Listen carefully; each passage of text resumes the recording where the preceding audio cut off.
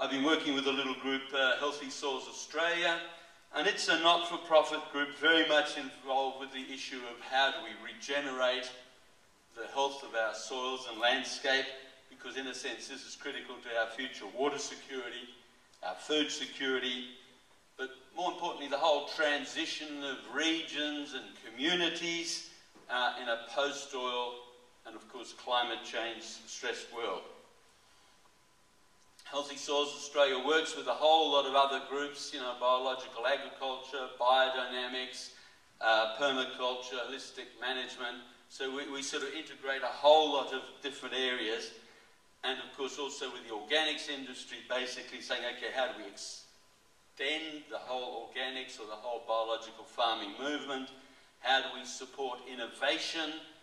How do we basically build the marketplace, the demand drivers that are going to be critical for our future? And then how does that work down to regions? How do we actually then help to revitalise those regions? The past 2 years we've been actually working very directly with Michael Jeffrey, Major General Michael Jeffrey. He was our former Governor General, who has also now joined this whole issue. And with Michael, we've been very directly involved, obviously at the top, political, corporate policy, but also international level, because things are changing rapidly. So the whole challenge is before us, and obviously it's up to us to make it happen.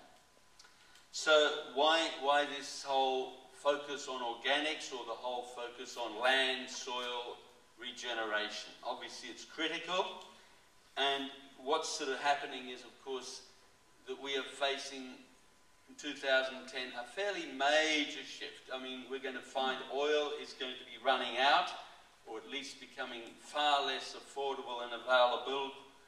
We're finding that basically climate change is happening now. We're seeing major impacts through aridification. We'll come into that later. And obviously we're now having to rely ever more on our biosystems, the resilience and productivity of our biosystems to keep that water, that food system happening. And we can see with all the political sort of concerns, Murray-Darling Basin Authority and what have you, that things are coming unstuck.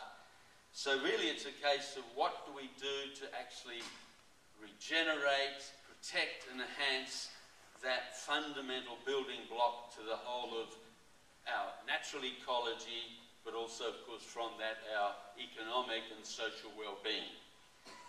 And so that's why organics, it's that basis of how do we rebuild that future.